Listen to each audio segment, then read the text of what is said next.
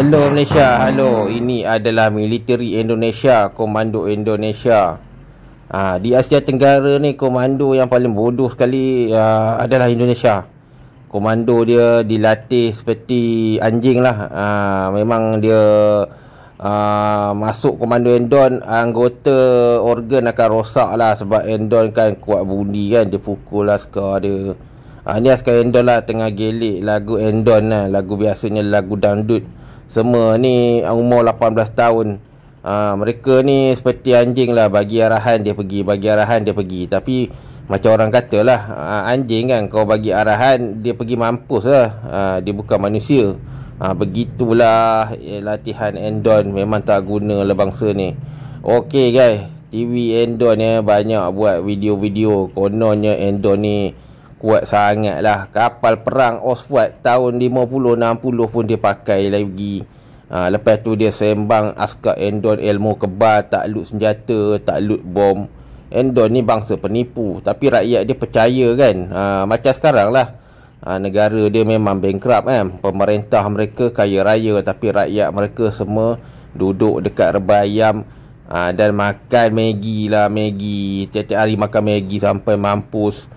Dunia nyata betapa mudahnya negara lain menghancurkan Republik Indonesia ni. Anda bayangkan perang dengan Timor Leste pun dia kalah. Pada masa perang di PBB Lebanon, askar Indonesia telah melarikan diri daripada medan perang dengan naik teksi.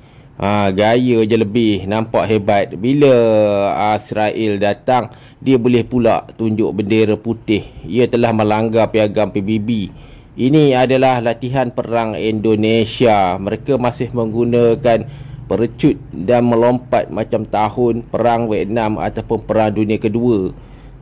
Dahlah askar mereka dilatih lari ke medan perang. Kebanyakan askar Endon masuk askar sebab nak gaji je. Okey guys, ini adalah suit Indonesia Army. Anda lihatlah betapa beratnya suit mereka. Dalam tu dia bawa apa? Dia bawa handphone, dia bawa orang kata video semua, buat YouTube macam celaka. Okey guys, kebanyakan wilayah Indonesia telah hancur disebabkan kerakusan pemerintah Endon ataupun Java Dash. Mereka telah menghancurkan gunung, menghancurkan hutan dan menghancurkan habitat binatang. Buktilah jika perang kita tak payah tunggulah. Kem-kem Endon di negara-negara yang mereka jajah kebanyakannya telah ditenggelamkan oleh banjir. Ini disebabkan askar Endon mengamalkan LGBT. Di dalam penjara dan juga TNI, mereka mengamalkan seks bebas ataupun LGBT. Selain itu, mereka juga menghina orang-orang tempatan di Sumatera dan Kalimantan. Orang Papua ditijak, ditindas dan dihilangkan dalam tempoh beratus-ratus tahun. Itulah taktik Tentera Nasional Indonesia seperti Gestapo Jepun. Askar Indonesia rata-rata memang kejam dan jahat. Mereka tidak akan beri peluang kepada musuh mereka. Yang jahat mereka akan tangkap. Selain mempunyai logistik yang lemah, Indonesia juga tidak ada keupayaan untuk penghantaran askar ke tempat-tempat dengan helikopter, disebabkan helikopter mereka digunakan oleh pegawai atasan saja. Contohnya macam anda lihat Hari Hud pertunjukan kuasa udara Endon. Kebanyakan helikopter kereta kebal Endon tu adalah dalam jumlah yang sedikit. Mereka menunjukkan kepada dunia kononnya mereka ada tentera yang kuat. Heli askar Endon bukannya nak tolong rakyat dia. Tidak Aceh dibiarkan minggu ke-4 ke-5 hingga mati. Memang dia tak peduli lah. Sekutu Endon, China dan juga Rusia rusing dengan Endon. Endon satu-satunya negara besar yang berhutang. Anda tahu tak kereta api Wush Endon tak bayar hutang. Jika Malaysia melancarkan serangan penuh kita akan hancurkan tentera Indonesia. Kita tak akan bunuhlah rakyat dia sebab buat apa dosa kan. Nanti kena soal di alam barzah.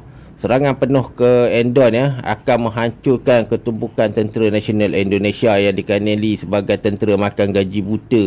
Kebanyakan tentera Endon ni orang kata banyak tugas macam polis lah. Mereka ni kuat seruduk. Serangan penuh akan menyebabkan Indonesia kalah seperti tahun 1960.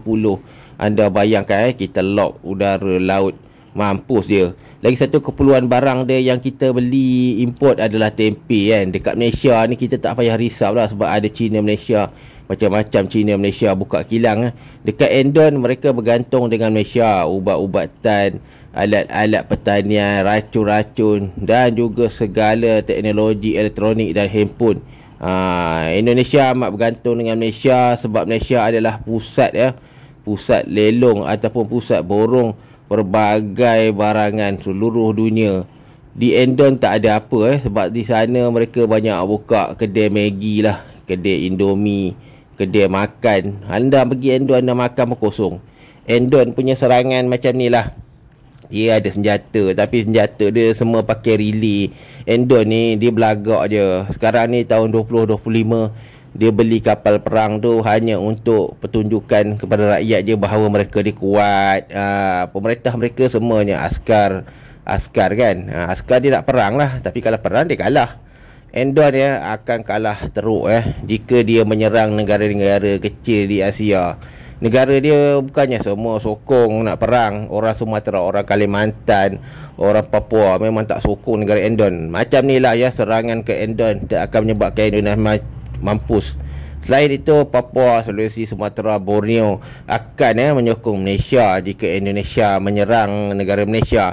Indonesia mungkin dia akan rampaslah Ambalat dan juga merampas salah satu pulau di Selat Melaka sebab mereka tak nak perundingan. Jika perundingan, mereka fikir bahawa mereka akan kalah. Memanglah mereka kalah sebab mereka pencuri. Ini askar Endon lah, terkinja-kinja, terlompat-lompat. Kononnya lepas dapat ni bolehlah balik kampung dan rogol anak dara. Dan apapun akhirnya kita Malaysia lebih kuat. Hidup Malaysia.